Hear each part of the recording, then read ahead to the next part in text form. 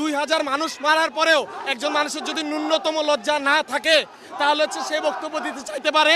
এই বাংলায় স্বৈরাচার আসবে না, এটা হচ্ছে মুজিববাদের যারা দোষর তাদের জন্য হুঁশিয়ারি। আমরা সকলে গোপালগঞ্জের উদ্দেশ্যে রওনা দিব এবং মুজিব মুক্ত বাংলাদেশ চাই, মুজিব মুক্ত বাংলাদেশ চাই। ছাত্র জনতার গণ অভ্যুত্থানের মুখে ভারতে পালিয়ে যাওয়া আওয়ামী লীগ সভাপতি শেখ হাসিনা বুধবার রাত 9টায় ভাষণ দেবেন বলে জানিয়েছিলেন। সে অনুযায়ী আওয়ামী লীগের ফেসবুক পেজ ও ইউটিউব চ্যানেল থেকে লাইভে যুক্ত হন তিনি। ক্ষমতাচ্যুত হওয়ার পর এতদিন চুপ থাকলেও প্রথমবারের মতো ছাত্রদের উদ্দেশ্যে ভাষণ দেন তিনি। এদিকে এর প্রতিবাদে ছাত্র জনতার পক্ষ থেকে ঘোষণা দেওয়া হয়েছিল বুলডোজার মিছিলের। শেখ হাসিনার ভার্চুয়াল অধিবেশনকে কেন্দ্র করে তৈরি হয় উত্তপ্ত পরিস্থিতি। ভাষণ দেওয়া হলে রাজধানীর ধানমন্ডি ৩২ নম্বরে অবস্থিত বঙ্গবন্ধু শেখ মুজিবুর রহমানের স্মৃতি বিজড়িত বাড়ি গুড়িয়ে দেওয়ার হুঁশিয়ারিও দিয়েছিলেন অনেকে। যে বিশ্বাসগুলোকে আমরা মিউচুয়াল ট্রাস্ট ব্যাংক পিএলসি বিশ্বাস করি প্রবলভাবে, একে অপরের বিশ্বাস হয়ে। Mutual trust bank, you can bank on আস।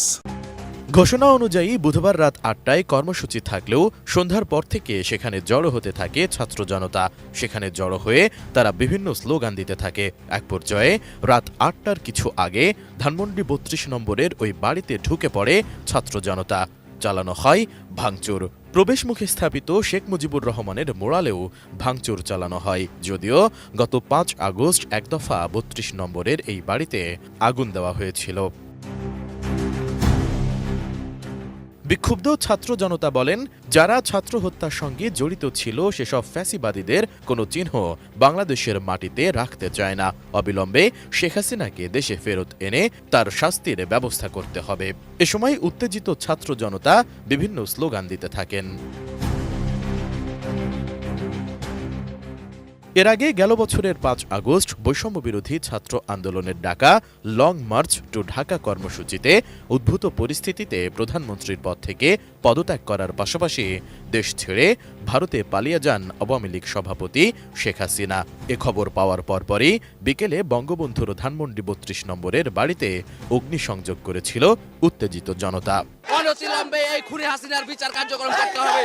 আমাদের ছাত্র ভাইদেরকে হত্যা করেছে, এর বিচার আমরা অতিলম্বে চাই এবং অন্তর্বর্তীকালীন সরকারের কাছে আমরা এর বিচার চাই, যাতে খুনি হাসিনা কোনোভাবে এই বাংলাদেশকে নিয়ে ষড়যন্ত্র করতে না পারে।